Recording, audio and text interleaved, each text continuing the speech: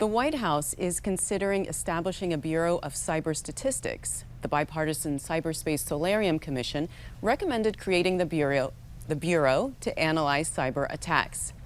Senator King is the chair of the commission. Senator, welcome to the show. Be with you. Why is this bureau important, and why did the Solarium Commission recommend it? Well, maybe one of my favorite sayings going back 25 or 30 years is, does it work and how do you know? And you don't know what's working, what's not working, and really how to define a problem unless you have some basis, some statistical data, some basic information. And so the Bureau of Cyber Statistics is designed to sort of fill that gap.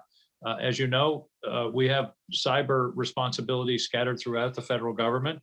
And of course, cyber is a huge issue in the private sector. So trying to pull together what's actually happening, and it's one way of determining what works. In other words, if we learn about a series of cyber attacks and we find that one company had two-factor authentication and another one didn't, and they were more successful in the place, then we'll know that two-factor authentication actually works. That's just a small example. But the bottom line is, in order to get a handle on the nature and extent of the problem and what the solutions are, we think this Bureau of Cyber Statistics really makes a lot of sense. So the commission also recommended establishing a national cyber director.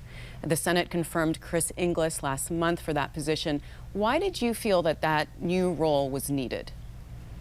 Well, again, one of the problems with cyber is that it touches so many agencies and it's involved in multiple agencies throughout the federal government.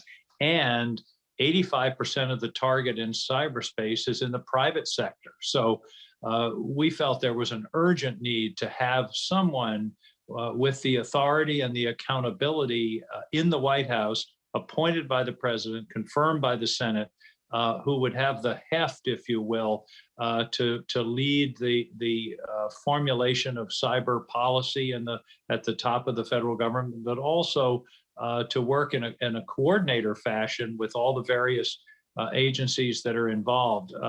A good analogy I heard the other day was that Chris Inglis, the National Cyber Director, will be the coach, and the quarterback will be Jen Easterly at CISA, and the defensive and offensive coordinator will be Paul Nakasone at NSA Cybercom, and then, of course, Ann Neuberger at the National Security Council. A really great team. I think one of the best teams that could possibly be assembled. But you got to have somebody who has overall responsibility. One of my philosophies of management is one throat to choke. And I felt the president should have someone who he could say, okay, we're having this attack, or we had an attack, or we're about to have an attack. Who's in charge? What are we going to do about it?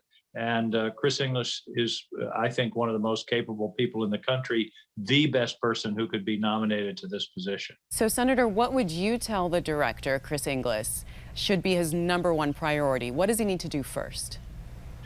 Well, I think the first thing would be 2 summit meetings. And I know that's a bit of a cop-out because I said 2.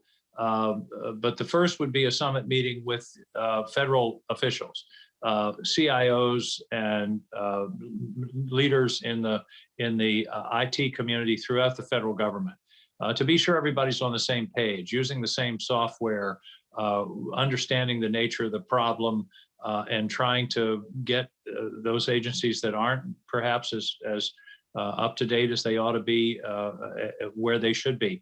The second summit meeting is with the private sector. As I mentioned, that's where the target is. This is a new kind of conflict, Mimi. We've always thought of conflict and war as army against army, battleship against battleship. But what we're really talking about here is that the target space is in the private sector. And so we really need to establish a new relationship between the government, particularly the federal government, and the private sector, one of trust and particularly one of real-time sharing of information. The federal government can do a lot to help, has a lot of resources and a lot of assets that it can bring to bear. The private sector has to tell us what's going on in real time. They can't wait a week and say, oh, we're being attacked. And there's got to be, we're talking about developing now, and one of our major initiatives right now is what we call SICI, SICI, systemically important critical infrastructure.